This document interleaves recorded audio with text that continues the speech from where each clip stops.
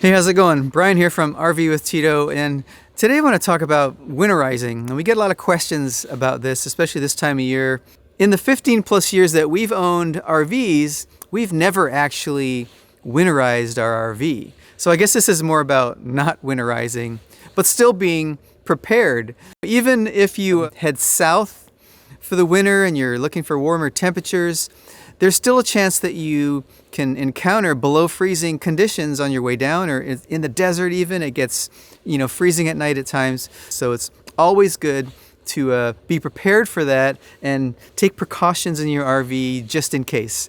So I want to share some of those tips that, things that you can do to your RV when you first get it to make sure that everything is ready for some colder temps. And what are the things you want to do when it actually is going to drop below freezing for an extended or short period of time. And there's some other things if you're going to leave your RV like in an outside area for a while, that you need to be aware of, like rodent control. And since we've owned motorhomes, I'll also share some bonus tips about things that you might want to consider doing that are specific to maintaining your motorhome and the engine and the chassis and all that stuff.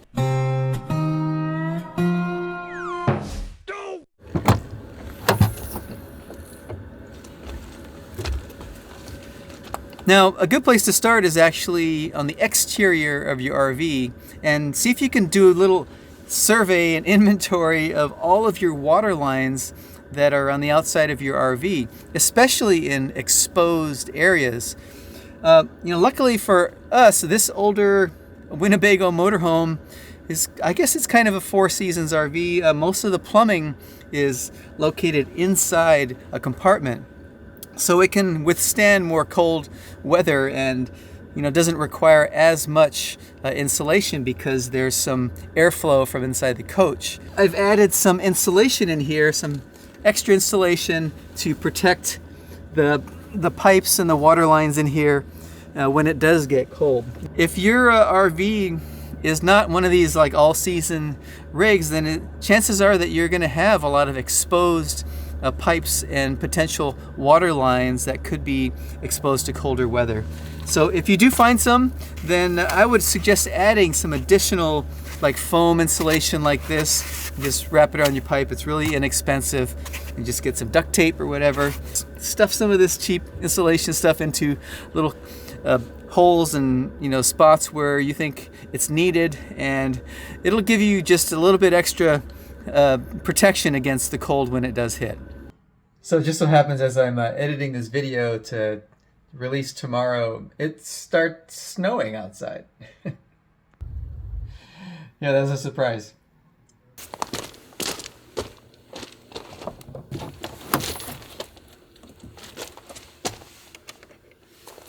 Now, an important area to pay attention to is going to be the location of your water pump. Ours is located here inside this compartment next to the water heater, but it's probably going to be close to the water tank. Wherever your water tank is, chances are the water pump's going to be close by.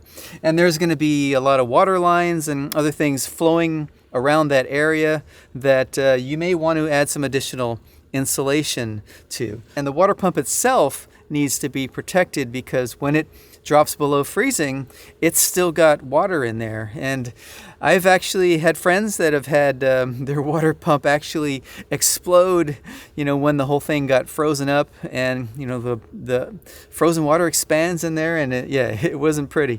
Now you could stick insulation in here, stick a pillow in there or whatever to just kind of add some insulation. I found that adding just a little light bulb in here that's not an LED but an old incandescent bulb is just enough to keep this whole area from getting close to the freezing point.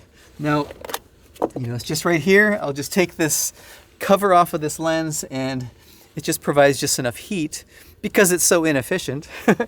It puts off heat and it warms up this area just a little bit. So I'll just keep that off.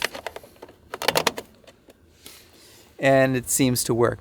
In our Class C, our water pump was actually located below our closet in this just small confined area next to the water tank, and I made sure that we ran a little light in there that had like a 25 or 40 watt incandescent bulb in there that we could just turn on a little extension cord, and it warmed the whole little compartment up, which would normally be kind of trapped in there and potentially get really cold.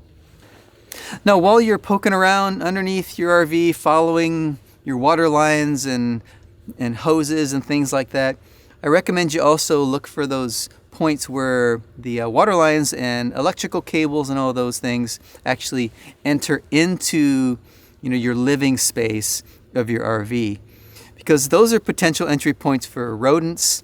They're looking for a warm place to hang out too in the winter, and chances are they're going to kind of enter up into your chassis area, like where your tires are.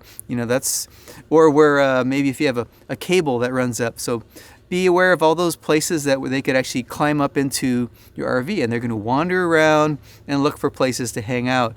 And if there's a little gap next to a water line or electrical cable that heads in that they could possibly squeeze in, they're going to do it. So it's important to find those spots and seal them up. Also, take a look at your power cord or a hose or anything that might be laying on the ground and lead up into a compartment or something where a mouse can get in to a little hole, and then it's in that compartment, and then it can kind of find a way from that compartment into another spot. You can stuff insulation in those, like fiberglass insulation in those little cracks and crevices. That tends to work. You can also use steel wool. They're not going to chew through that. I like to seal things up really good with this foil tape that we use for a lot of HVAC stuff. And something else that works really good that people don't really talk about that much is this putty stuff. It's called duct seal. You can use it for sealing up around electrical holes in your firewall or other places around your house and things like that. But it's basically a putty type of solution, so you can just peel it off and you can really mold it around and fill in cracks real easily, and it's kind of a nice clean way to do it, and you can just remove it easily and redo it. So it's a nice little product. You can find it at Lowe's or Home Depot, those places like that, but it's pretty versatile stuff. You can also get spray foam that I think is designed for rodent control. I've never used it, but I imagine it's pretty similar to regular spray foam that you might get. Once the rodents get into your RV, then it becomes a bigger problem, and typically they're going to go find a nice, quiet, dark place to hang out, like inside your heating duct or something like that. That's going to be more difficult to get to, and then you got a bigger problem on your hands. So the more that you can seal up all these little openings around, you're going to make it more difficult for them to squeeze in to your living space. And what I've found works pretty well for me is some lighting. Motion lighting works pretty good around the wheels and stuff. We do a lot of this when we're out boondocking. Just little LED motion detecting lights that poof turn on when there's motion nearby. Seems to work pretty well. I also try to keep some of these areas well lit, and a hungry cat also works pretty well too. Now, if you do a pretty thorough job of going around and identifying all those plumbing elements that are on the outside and entry points for the little critters, then you should only have to do that once, and then just periodically inspect things to make sure that nothing's fallen off, and you can reseal if you need to. There's a bunch of stuff we can do inside as well, so let's head on in there. Now, when the cold weather starts rolling in and you think it's going to get below freezing, it's going to really help if you have a source of power available at your RV. And I'm not talking like 30 amp or 50 amp. All you really need is a good extension cord to run out and plug into your rig. Now, I like a nice thick extension cord. You can even use a little dog bone on it if you need to connect it to your 30 amp cord, or maybe you have a 50 amp. But yeah, some source of power is going to be important to generate a little bit of heat inside your rig. That's going to be very important. Now, we typically just run a little space heater like this, and the goal is not to keep this place nice and toasty because we're not in here, but the goal is really just to keep it above freezing. So you can turn it really low just so it, even if it keeps it, around 40 degrees or so, it's okay. You just don't want it to get super cold where it's going to start freezing things in here. Keep in mind that there are compartments that are not going to get all of that warmth. So you're going to have to be aware of that, especially if one of those has your water heater in it or water lines. So one thing we'll do is when we have a little bit of heat kind of flowing through the rig, is open the doors, open the cabinets like below the kitchen sink, below the bathroom sink. Those areas where you know that there are water lines in there. You just don't want trapped cold air in there. So we'll turn on the lights, the incandescent light in the compartments that I have them, like where our water pump is. And in our Class C, it was like way in the back in this compartment. I had a light. Switch that light on, just turn it on. Doesn't use a lot of power, but it keeps it just warm enough. I'll also just get one of these, and I typically will leave it in here, throughout the winter when we're not actually living in it. And just a little desiccant keeps pulling any moisture and mustiness out of the air. Yeah, they work really well. Just keep a nice big one in here, and I just keep it in here. And then when we hit the road, I'll just take it out and stick it in the house, in the basement or something. When I knew that there was a big cold front coming in, it's going to be freezing or below freezing for a little while, one thing I would do would be to just turn on the water heater, and I'd let it heat up a nice big tank of hot water, and then I could shut it off, or I might just leave it on because it would just maintain that. Now the water heater is pretty well insulated, so it's going to hold that heat for quite a while. Just a quick way to just know that all the stuff around the water heater is going to be nice and above that freezing point. Now another thing that I would do would be to fill up the water tank all the way. The water is less likely to freeze in there if it's full, if there's a large mass of water. Now if there's just a little bit in there, it's likely that if it did reach that below freezing point, then it could freeze. So filling up the water tank, I'm going to use that water anyway. So I just keep it full throughout the winter.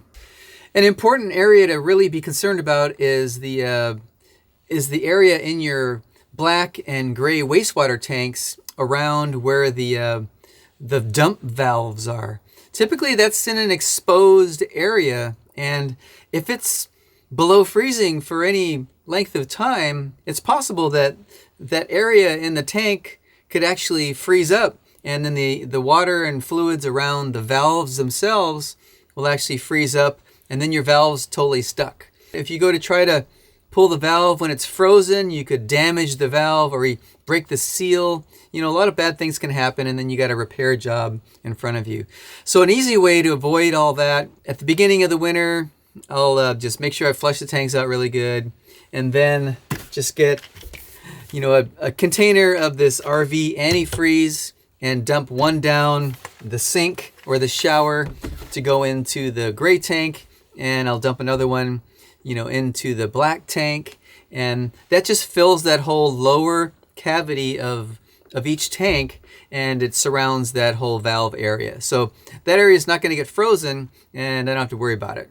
Now you could even open the valve just slightly, let a little bit of that antifreeze kind of flow out underneath and around the seal, and that will just ensure that any moisture or water that's around the seal itself won't freeze either. So, when the cold weather hits, you're sub-freezing, you've got your antifreeze in there, and you got your little space heater generating a little bit of heat, keeping it above freezing inside your RV. The focus really turns into making your RV as insulated and heat efficient as possible. You want to be able to keep as much of the heat that you're generating in here inside the RV, and you want to prevent a lot of excess cold air from coming in. We've got a lot of windows, and those are typically where most of the cold air is going to come in and where a lot of the heat escapes. So we spent a lot of time just trying to figure out what works best for insulating windows specifically. Now, since we're in a Class A, we have this really big window on the front, and we got a side window. And what we found works best is actually a nice curtain across the front. Now, it works for privacy. It's a blackout curtain also, so it totally blacks out the world when we're in here. But also, it helps just kind of keep a lot of that cold air from the big windshield and that whole area on the other side of the curtain. And I found just in the Class C as well, we've added a couple of curtains over the very large windows, and that seems to really work well for keeping a lot of that cold air out and insulating that window. Now, when you can, you could even add some additional insulation to the window itself. We all know about the old Reflectix. It comes in very handy for insulating, especially windows, especially if you have single pane windows, which we did on our Class C. Luckily here in this motorhome, we have dual pane windows, which I was super excited about because I spent a lot of time in the Class C insulating windows. So yeah, we've used Reflectix. I just kind of cut sheets out that fit in here, and then we could just close the shade over it, and it just adds a nice little barrier and also kind of blacks out the whole area. Now, one thing I also ended up doing in the Class C as well is creating kind of an insert here, and I used this polycarbonate material here. It's pretty rigid, but you can cut it easily. What I did in that RV is actually cut pieces that fit inside every single window, and they're just kind of stashed behind seats and stuff like that. I mean, this isn't one of them, but this is the material. But what I would do is it would just sit in here, and it would fit just inside the groove here on the window. And then I could just close the shade, and from here it just adds a nice little thick layer, and it lets light in. So, you're not totally blacked out in here, but you could open the window and let some light in. We use that quite a bit when we're like boondocking and camping in the winter or in the colder months. So you could certainly make one for the other side as well. What's nice about having one here is that it also functions as a nice little security device, kind of like the whole broomstick in the sliding door thing, where, if this was cut to fit in here, you wouldn't be able to slide this window open because this thing in here would be blocking it.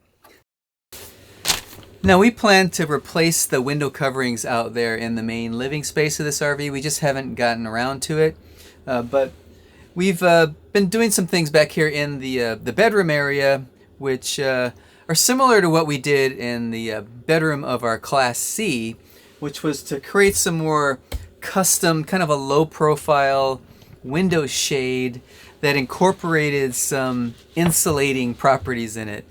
Now, the one that I made for the Class C worked out really well. It had Reflectix inside, just little panels of Reflectix and some magnets that worked really well, and I really like the way that those worked. Now, we did something a little bit different, kind of in the same theme, same idea on these, except instead of Reflectix, Melissa found this other stuff, which is another type of insulation. I think it's called, warm window. And she got it at a local fabric store. I'll try to see if I can find it online and link to it. But it's got a nice, about a 1/4 inch thickness here, and it's multi-layered. It's got a kind of insulated layer. It's got a kind of a foil, heat barrier layer and another insulated layer, and then a nice fabric layer here. And you can actually sew this stuff quite easily. So we've got some blinds made here that have that stuff in them, and they work pretty well too. So, we're gonna keep probably improving on this and see if we can make it better. But yeah, it's nice to have just some additional insulating properties. And we also wanted them to be blackout too, because when we went to Alaska last year, we wanted to make sure that we could sleep in the dark and that it just wasn't daylight all the time. So that worked out really well.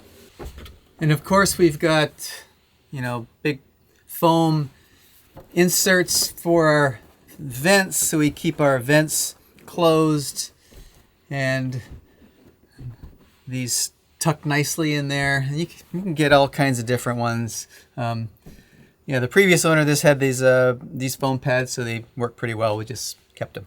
So insulation has been an important component to just basically keeping things from freezing. One last thing I'd say about that is to consider covering your RV, if you can. It just adds another layer of insulation, and it helps keep cold wind and air out, as well as obviously potential water damage from rain and snow and all that stuff. But yeah, having a nice RV cover, is something that we did for many years. We covered our Class C all the time and just kind of kept it covered throughout the winter. And it helped actually minimize a lot of the cold air that would actually come in, from the whole cab area. I'd also recommend that if possible, close off certain parts of the RV that really don't need to be kept warmer. Maybe there's no water lines or anything in there. One thing we did in the Class C was to just take a blanket and cover up that whole cab area so that we weren't trying to heat it. So it was kind of closed off, but I could just still flip the blanket up and get in there and, if I needed to. If you can create a smaller area to heat, that's always preferred. And if you have slide outs in your RV, keep your slides in. It's just less area to try to keep warm.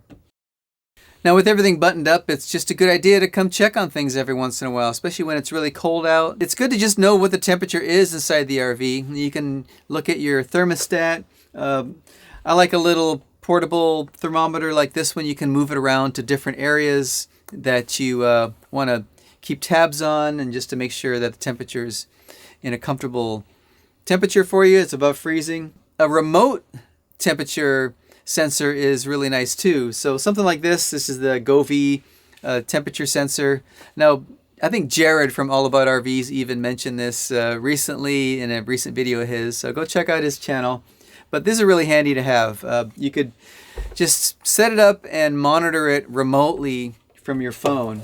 The app is really useful, and it's really handy. It tracks the temperature and also humidity. So nice to have. And it, over time, it shows you all this history and graphs and all this stuff. So it's really nice. And you can add additional smart devices from the same Govee product line. So really kind of cool to have this, and you can put it wherever you need it. If you want to put it where your water pump is, that a location that you are really concerned about, stick one in there. You could have more than one.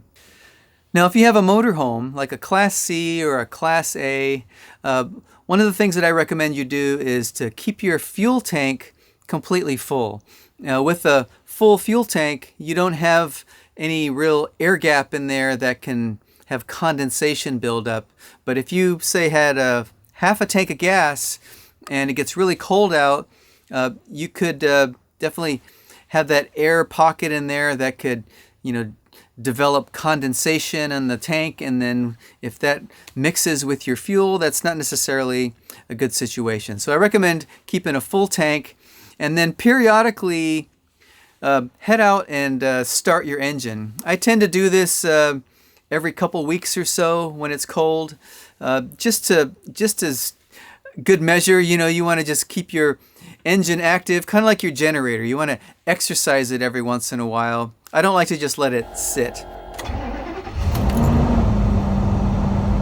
What I'll do is I'll just fire it up and then let it run for a while and let the engine get up to temperature. And while it's doing that, turn on the heat. Let some heat blast into your motorhome and warm it up. Might as well make use of it. And then before I shut it down, I'll just run through all the gears with my foot on the brake. You just kind of take it all the way down and all the way back up. And what that'll do is it'll help circulate some of the transmission fluid throughout your transmission. And just, you don't want it just sitting too long and just kind of, sitting there unlubricated. So I always run through the gears before I shut it down, and then I'll just do that every so often. And what that also does is it keeps my my battery my chassis battery nice and topped off too. So it gives it a chance to kind of put a little bit more juice back in the battery. Now what you could also do if, say if you don't fire up the engine every so often, is keep a battery tender, like just a little trickle charger on your battery, your chassis battery. A lot of people do this. I used to do this all the time, but I really started just coming out more frequently and just firing up the engine, letting it run for a little while, and I haven't really needed to do the battery tender thing. Well, I know I ran through all this stuff kind of quick. There's just the things that are on the top of my head that I wanted to share, but I know there's probably more that I didn't mention, or maybe some things that you can think of that will be very helpful for all of us. So be sure to share those and we can continue this conversation in the comments. But yeah, I hope you found this helpful. I really appreciate you watching, and I'll see you again soon.